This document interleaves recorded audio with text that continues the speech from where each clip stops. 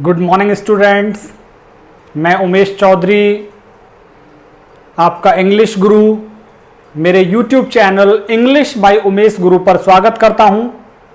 आज हम आपकी बुक रेनबो जिसका 9th chapter lesson number 9th a walk through the fire, जिसके 3 पार्ट्स मैंने तैयार किए और वो लेसन हमने कंप्लीट कर लिया।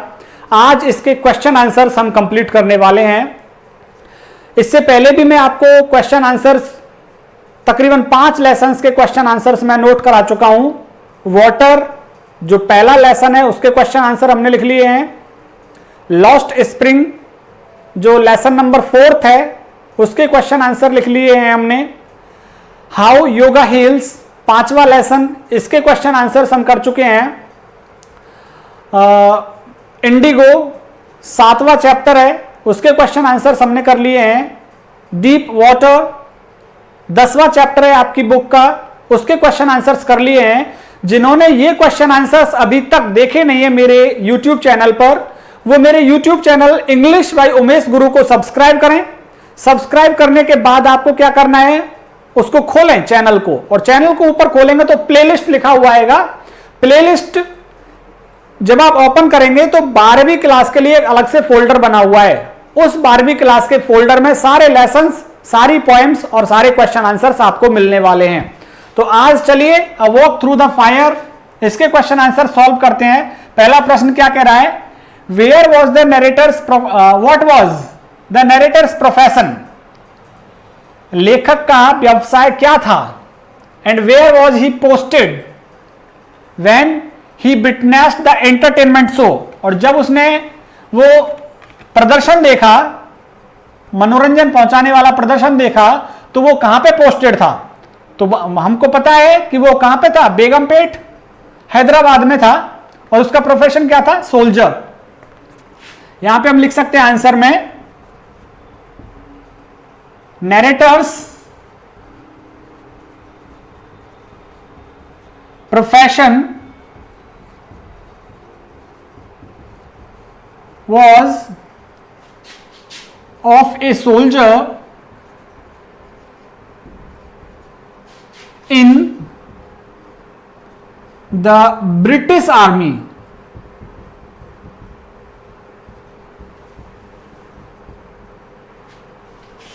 And where was he posted, कहां पे था, he was posted at a sapper camp, और सैपर कैंप कहां पे था, एट बेगमपेट।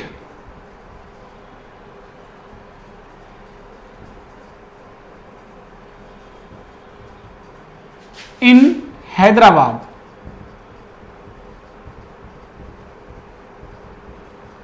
तो यहां पे था वो Begumpet. Begumpet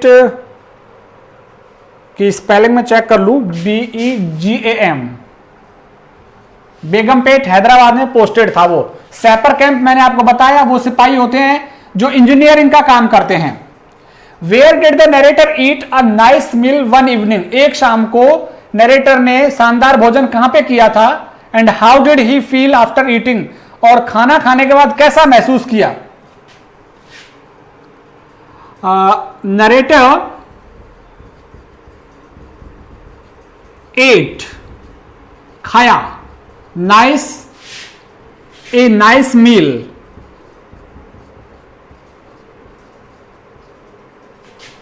eight Chinese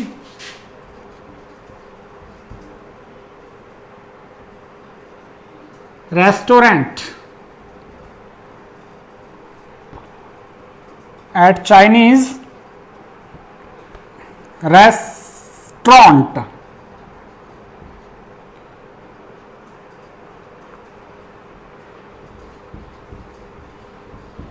eight Chinese restaurant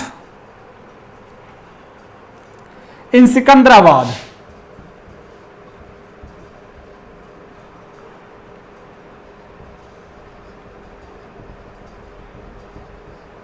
in Secunderabad of कैसा उसने महसूस किया, and how did he feel after eating. He was at peace with the world.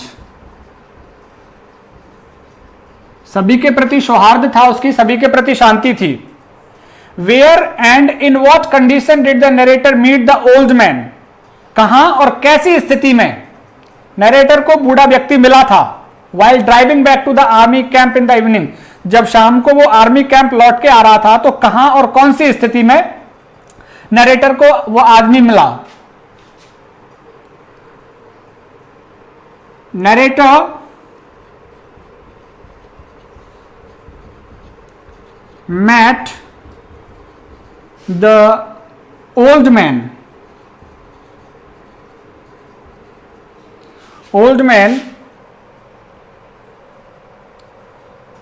on the road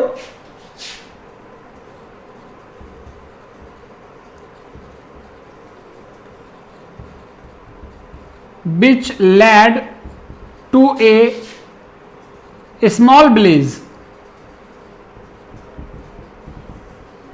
फिरोजगुड़ा।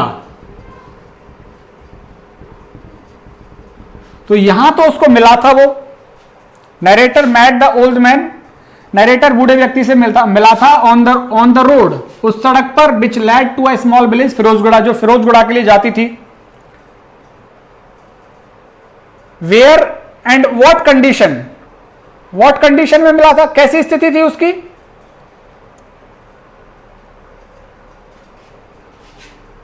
The old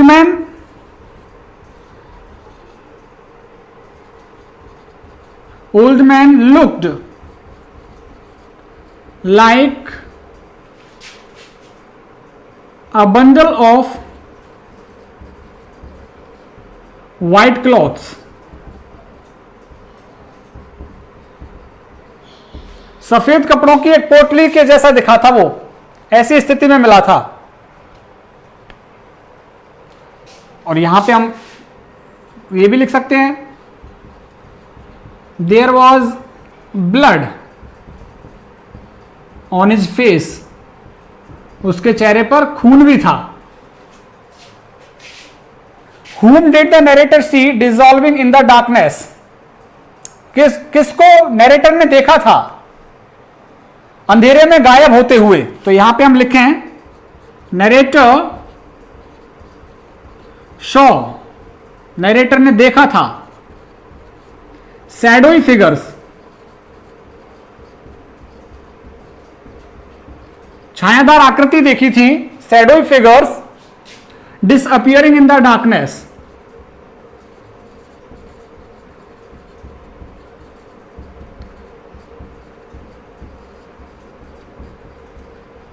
अंधेरे में गायब होते हुए। Why did they seem to be in a hurry, वो जल्दी में क्यों थे। Because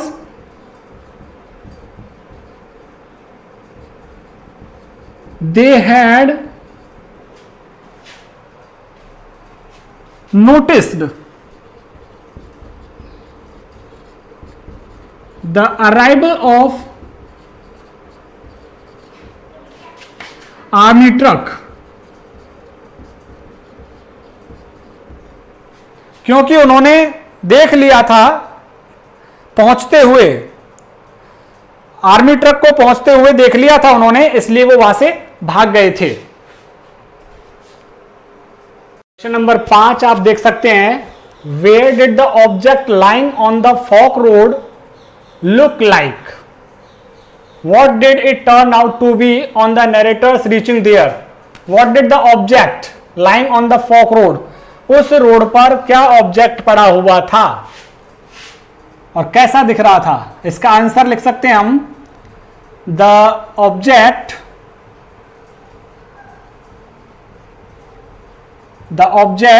lying on the fork road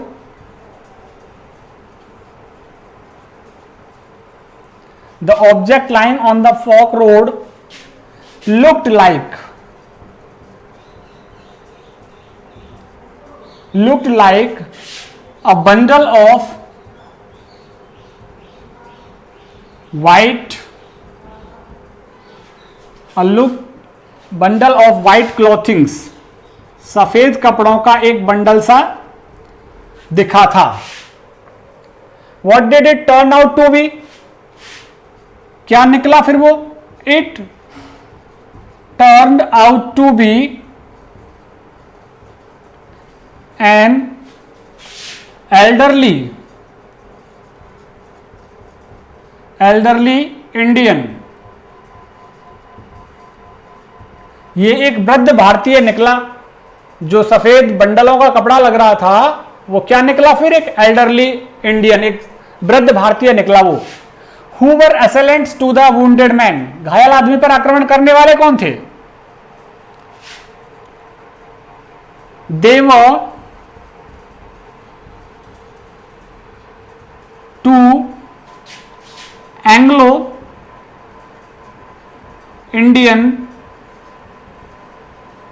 youths, as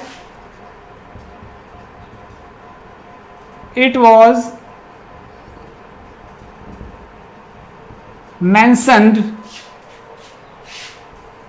by the wounded man.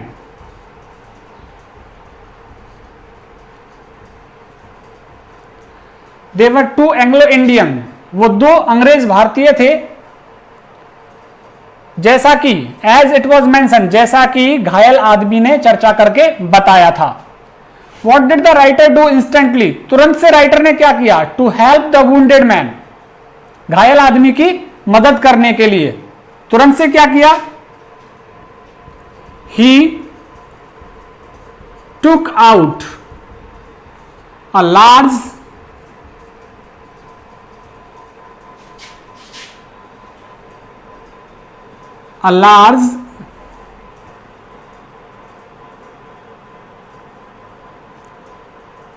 तुरंत से उसने क्या किया था?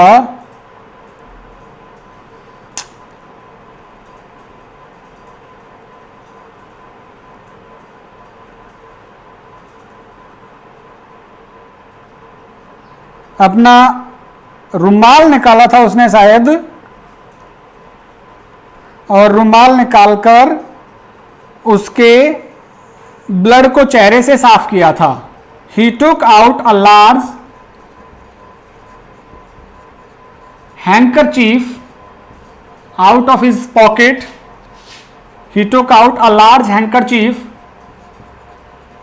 from his pocket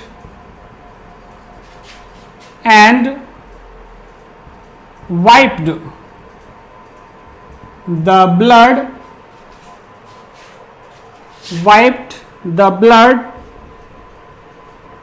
from old Indian's face.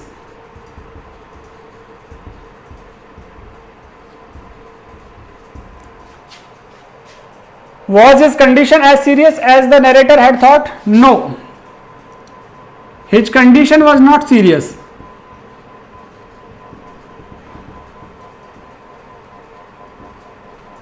उसकी स्थिति गंभीर नहीं थी. Because there was no internal injury to him. उसको कोई अंदरूनी चोट नहीं थी, तो उसकी सीरियस कंडीशन नहीं थी क्योंकि उसके कोई अंदरूनी चोट नहीं थी. When and where was the entertainment show organized? कब और कहां ऑर्गेनाइज्ड हुआ? It was organized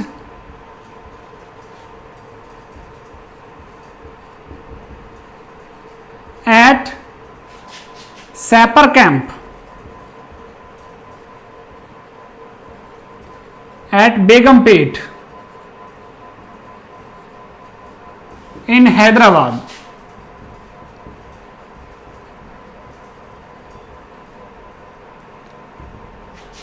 It was organized, sapper camp में ऑर्गेनाइज हुआ. और कब हुआ? When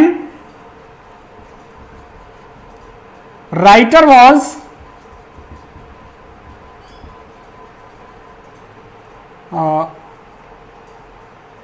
on the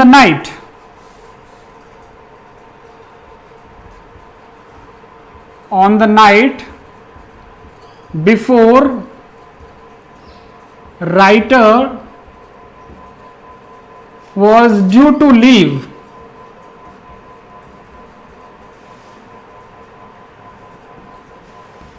to general headquarter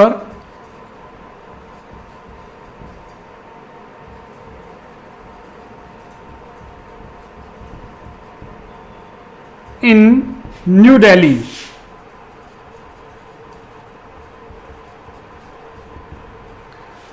तो ऑन द नाइट, उस रात को ऑर्गेनाइज हुआ जब राइटर जाने वाला था, दिल्ली जाने वाला था, उसी रात को ये ऑर्गेनाइज हुआ। क्वेश्चन नंबर 9 लिखेंगे हम। लिखें the name the 3 important feats performed in the show. उस शो में 3 महत्वपूर्ण कारनामे कौन कौन से दिखाए थे। नंबर 1, पहला कारनामा क्या था? An iron bar was turned into U shape। एक लोहे की छड़ बदल दी थी यू शेप में। Pressed against the neck of troop leader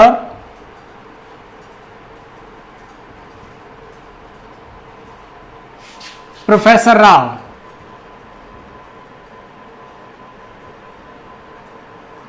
professor Rao.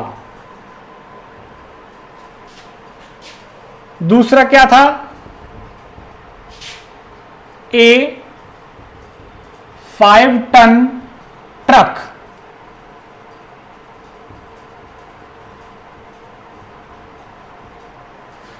With soldiers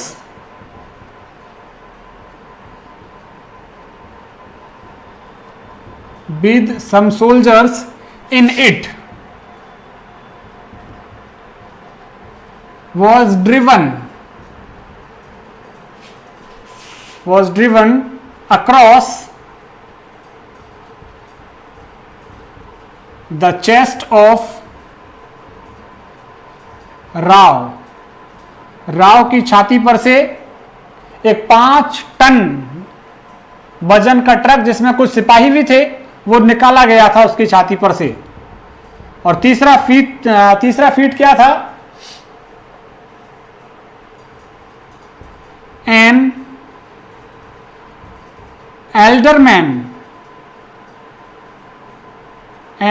Elder gentleman walked barefoot through the fire।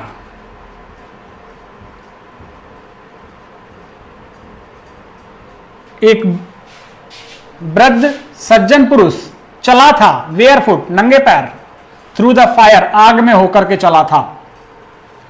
How was the next meeting between the old man and the narrator? A big surprise for the latter. दूसरे वाले के लिए आश्चर्य क्यों था?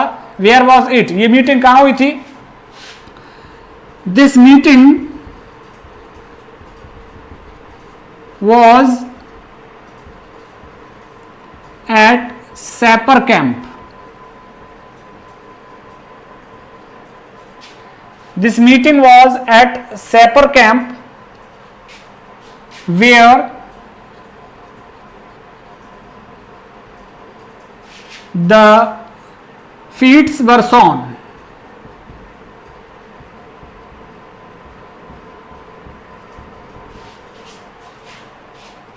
by Indians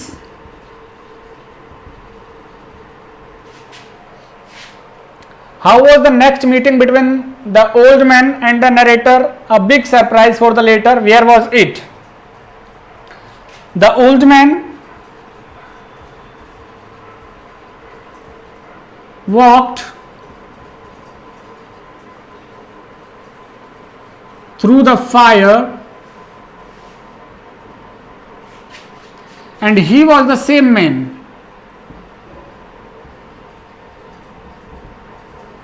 ये वही व्यक्ति था and he was the same man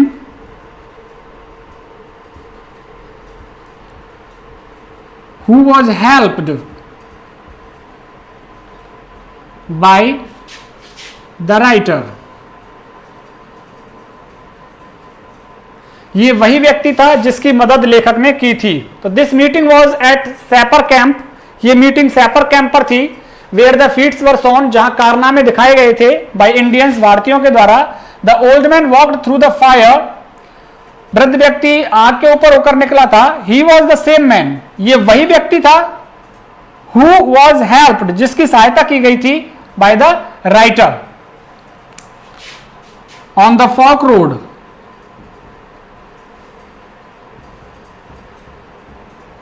to फिरोजगुड़ा, फिरोजगुड़ा वाले रास्ते पर, फिरोजगुड़ा वाली सड़क पर। तो ये 10 प्रश्न हो गए बच्चों। अभी मैं आपको क्या है on reading in relation to literature के क्वेश्चन आंसर्स भी लिखाऊंगा और मैं आपको 4 प्रश्न ऐसे लिखाऊंगा जो 7 नंबर के होंगे, क्योंकि आपके पेपर में रेनबो बुक में से 2 प्रश्न पूछे जाते हैं 7-7 नंबर के। मैं 4 अलग अलग लेसन्स में से 7-7 नंबर के 4 प्रश्न आपको इकट्ठे लिखाने वाला हूं और उम्मीद करेंगे उन चारों में से कोई ना कोई एक प्रश्न आपकी परीक्षा में पूछा जाएगा। इसलिए आप बने रहिए अपने इंग्लिश गुरु उमेश चौधरी के साथ। मेरे YouTube channel English by Umesh गुरु को सब्सक्राइब करके मेरे साथ बने रहिए। बहुत बहुत धन्यवाद आप सभी का।